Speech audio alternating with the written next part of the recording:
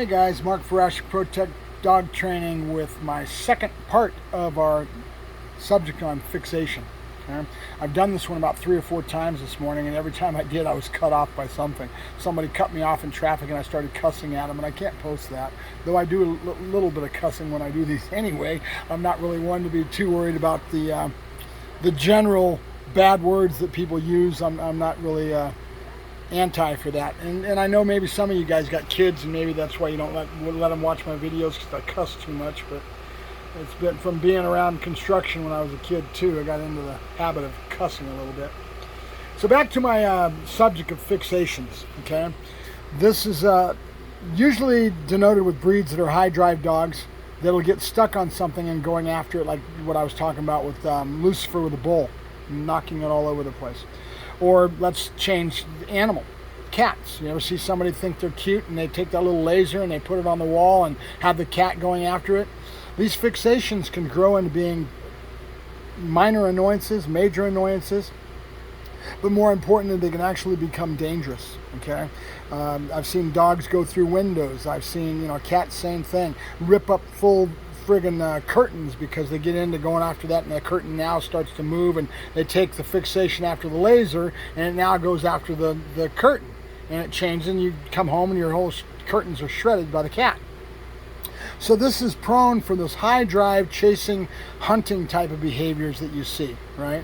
And we don't want to let those go in and start getting fixated and start growing into a problem and become a lifelong situation where the dog has a major problem that becomes an annoyance, but also could become dangerous. All right, so any type of fixation like this, I will want to try to curb right away and counter condition and get the dog away from it. A good example of this that I mentioned was Lucifer going after the bull. That is going to be an irritant. It's going to be an annoyance because that noise and constantly banging the door. You got to pick up the bull. So I want to try to change that as soon as I can. I've just kind of started getting into it a little bit with Lucifer. It's hard though because you're doing your normal chores.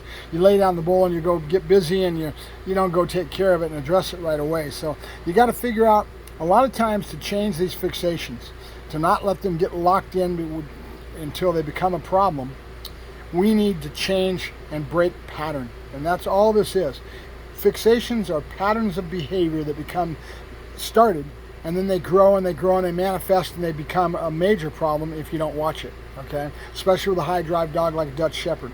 And these propensities are very common in certain areas, like Lucifer going after that bull. That comes from the dog being trained to be on the box and having some energy in that area, becomes a behavior stamp with all that emotional outlet into something they do in the sport of KNVP. Okay, that's my theory anyway. Okay, and it also a herding breed that chases. Okay, so that emotional energy that is a lot less contained and understood when the dog's a young puppy is also more pliable and more malleable. I can shape it, I can form it, I can redirect it a lot easier when they're a puppy before it gets fixated to a point where it's a lot harder. Behaviors, I've said this before, and if you guys watch enough of my videos, you probably heard me talk about this. I look at behaviors as like a vinyl record. It's a scratch in the record that the needle, a lot of you remember vinyl records, some of you may be too young to remember vinyl, but the needle would track the groove in the record to play the music, and if it got a scratch in it, that needle has a tendency to want to track back to that same groove. And you can polish it out the best way you can, but a lot of times that needle still wants to track back to that same groove, right? So that's the way I look at behaviors, is that these are things that get ingrained and the behaviors want to reoccur and go back to the same old behavior. So the sooner you can break pattern and break this behavior and redirect it another way and counter condition the dog so you get away from it, the better.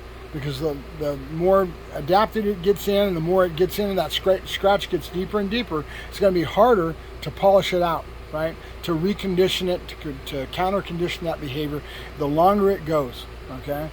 And keep in mind that I'm trying to address this because I'm trying to make you realize, folks, that this gets to be very ingrained and can become a very major problem. So we want to try to break pattern. So with Diogi as an example, he is taking his behavior and he's something that started with him within the pack, within a bunch of puppies, when he was being raised by the breeder of the bitch that we bred with. these puppies would all come at the fence, and they would get themselves wound up going after the person that was at the fence. This is a propensity that's in the breed that these guys were manifesting.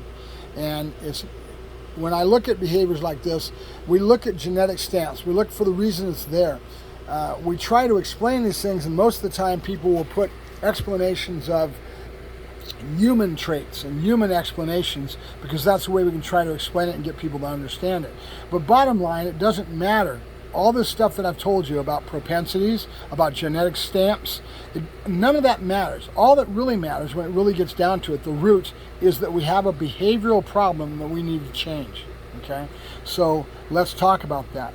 We need to break pattern and change the pattern of behavior, and don't let it get fixated. Don't let it get a real deep scratch in the record that now is harder and harder as every day goes by, that you're allowing this behavior to keep reoccurring. All right? So what I'm doing with Diogi is I go to shut the door on a gate in his pen, as an example, and Diogi will right away just start going crazy and getting aggressive at the fence, and all this emotional outlet is going with aggression towards that fence. Now, if I just shut the fence and I kind of walk away every day, this behavior is going to get more and more ingrained, more and more ingrained.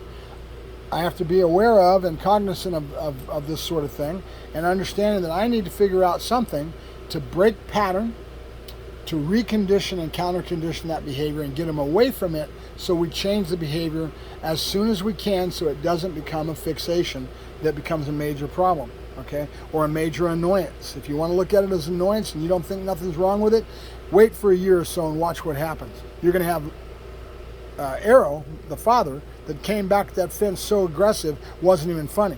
It's because the propensity was there with him as a puppy, and nobody addressed it and didn't redirect the behavior and change it. Okay? It's there. It's a genetic stamp, and this emotional outlet within the genetics of the animal is there. Why is Diogi doing it? That's one of the root causes, because his propensity in the genetic stamp is deep in him from his father and from lines going way back, right? So we need to be aware of the fact that we see it, and that's what we really care about. We see it, we see the behavior, we need to change it. All the other stuff that I've been talking about really doesn't matter. We just got to figure out a way to change this fixation, and don't let it take hold, and don't let it get a really deep groove that we've got to really work harder as the dog gets older to try to change, because sometimes you're never going to be able to change it if you let it really get set in, right? So with Diogi, what I'm doing is I am saying no to him. I'm marking with a no marker. I'm going in on him, and I'm taking spatial pressure, and I'm taking your space away. Cesar Millan has a theory that he talks about all the time, where he's always mentioning it, where the dog claims space. And I agree with him, seeing this and other things in my life, that I agree with what he's talking about. He's honed in on something with the animal, that they have a tendency to want to claim space. This is how they deal with each other.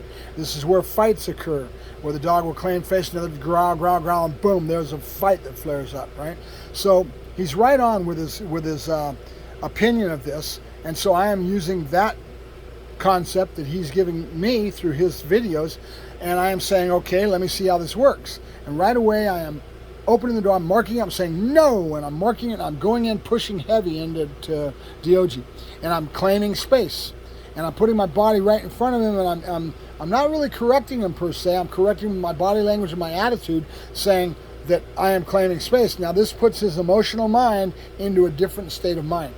Okay, we're flipping that state of mind to something else, and now Diogi's going, wait a minute, what's going on here? Why are you coming in on me so strong? And we're claiming that space. What do you think Diogi's doing when I'm leaving and I go to leave and he starts getting aggressive? He's claiming his space. That's his territory, right? Now he doesn't think about it in that way. It's a lot of just emotional drives within the animal right now.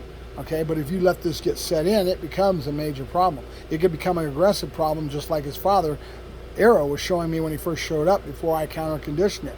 Arrow doesn't give me that anymore, because I've counter-conditioned it with a lot of little subtle tricks that I've done, and taken a methodical approach to changing the behavior of him coming back at me on the fence. So now he is learning. I could explain that, but it'd take too long to explain how I counter-conditioned the problem with Arrow. So back to Diogi, the young puppy that's doing this. So I mark it with no, and I kind of push the gate real quick, and I come in on him strong real fast, and I go right away to him, and I put a lot of spatial pressure on the dog, right? And then Diogi goes, wait a minute, what's going on here? And then as I let that settle in a little bit and I'm kind of still right on top of the dog, then I'll start changing that and I'll go right to food. Good, because the behavior's not there anymore, right? We're marking immediacy of it. Timing is always talked about in dog training. It's the timing involved. Right when the dog shows the behavior, no. Right when he does, I go into him heavy, and then right after I know that correction is set in and it's percolated into the dog's brain a little bit, we're past that point. He's now not giving me that aggression anymore. Then I'll say good, and I'll redirect it with food.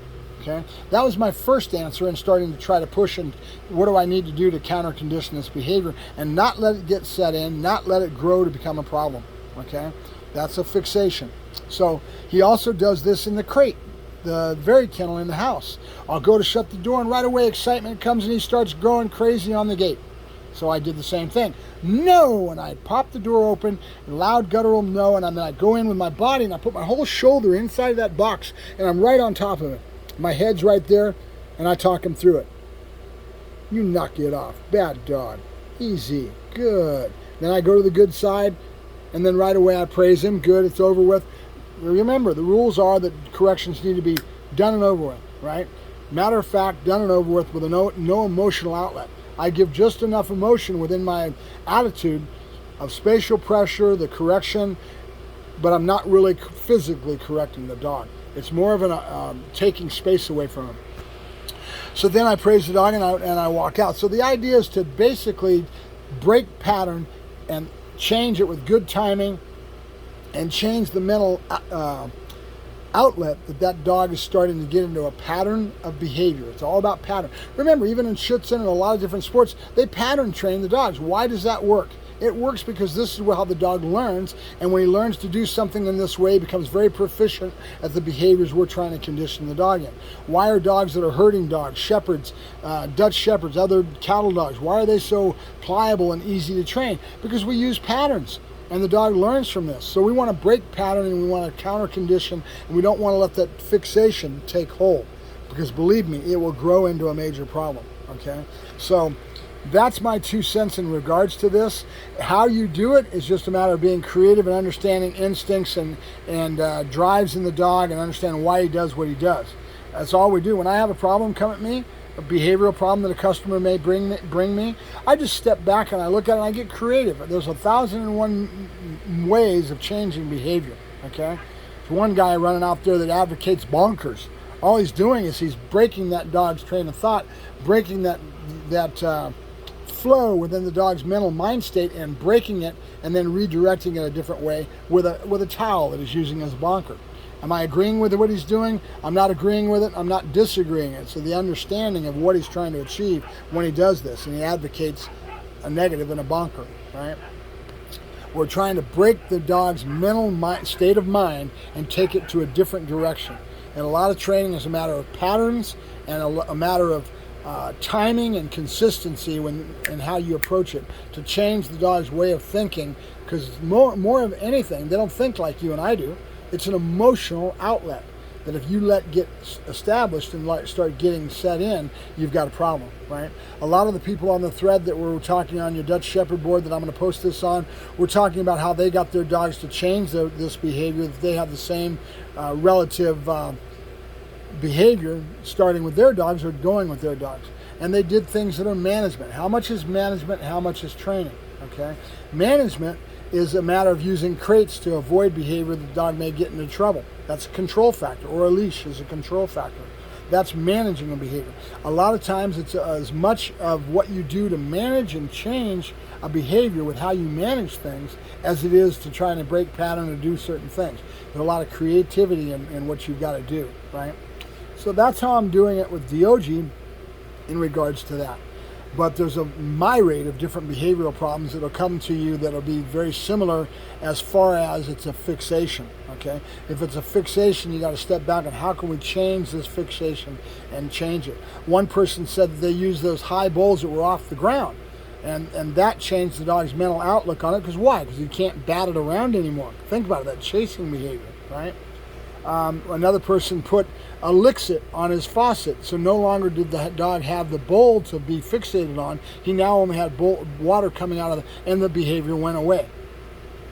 didn't manifest anymore because the dog had nothing to trigger the behaviors that were there. A bowl that can skip around the ground and be pushed, and the dog get in. When it's hot, these dogs like to get their paws wet. This is true. Dutch Shepherds, Malleys, I've got a Mallee now that does this real heavy on a fixation of getting in the water and playing with it.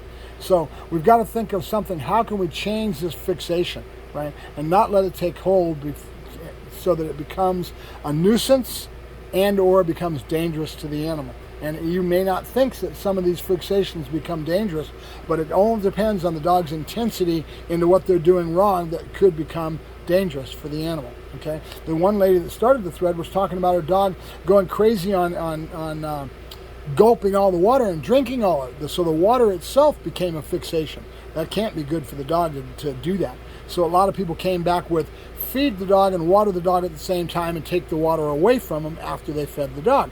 Makes sense, doesn't it? Because now the dog's going to eat and being hungry, and it's going to drink to take up that space in its belly that it usually does when food's in their belly. They usually always like to drink after they eat. They get parched. They drink, and that helps that digestion all go along.